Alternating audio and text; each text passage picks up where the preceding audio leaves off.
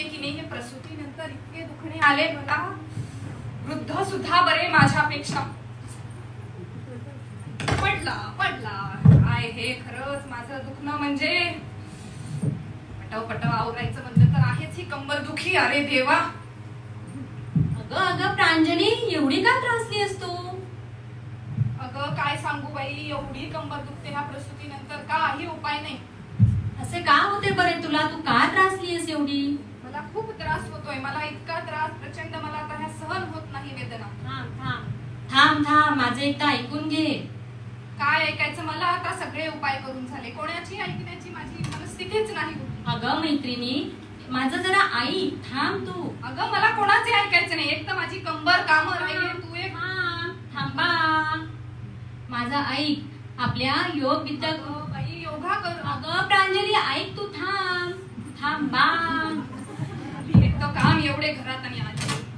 अगं इतकी त्रासू नको, जरा ऐक माझे. आपल्या योग विद्या गुरुकुल धामच्या प्रवीण देशपांडे सरांना जाऊन भेट तू. त्या ठिकाणी ते योग प्रवेश वर्गाचा तुला तिथे बोलवतील आणि त्या ठिकाणी तुझ्या सगळ्या समस्यांचं निराकरण होईल बघ. चल आता तू एवढं म्हणतच आहेस तर तुझ्यावर विश्वास ठेवून बघते. चल बरं मला तिथे घेऊन. हो, अगदी माझ्यावर विश्वास ठेवून चल तू. आपण जाऊया प्रवीण देशपांडे सरांकडे.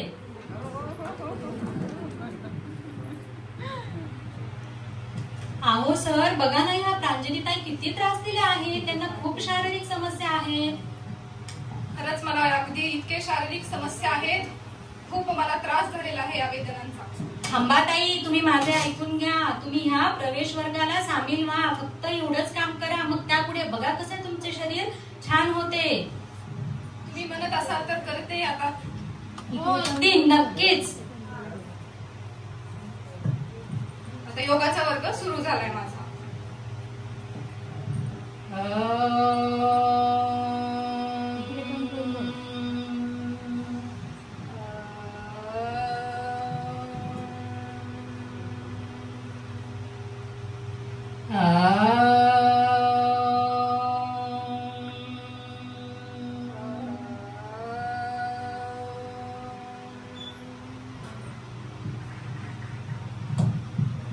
योग शिकवून शिकवूया, योग शिकवून शिकवूया, योग शिकवून चित्तवृत्ती निरोध शांत शांत. चांगलं झालं चमचा.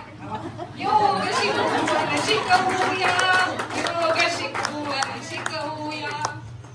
अगं प्रांजली, अशा कशा टुनटुन उड्या मारतेस तू? अगदी अगं मी घरातली कामे आवरत होती. आता माझं कंबरदुखीचं दुखणं बरंच कमी झालंय. मी विसरूनच गेली कंबरदुखी काय असते. अनिता, तुझे खूप आभार बाई, मला तू योग विद्या गुरुकुलला घेऊन गेलीस. आणि तुला माहिती का, मी रोज स्वाध्याय करते आणि स्वाध्यायामुळे माझ्यात खूप चांगला परिणाम होतो. बघ बाई किती सुंदर दिसायला लागली नाही.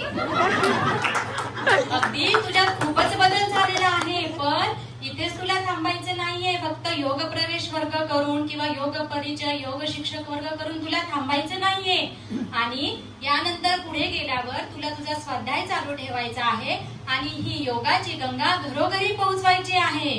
हो अगदी, मी प्रचार प्रसार करणार आहे आणि संस्थेशी नेहमी जोडलेली राहणार आहे. हरिओम, धन्यवाद.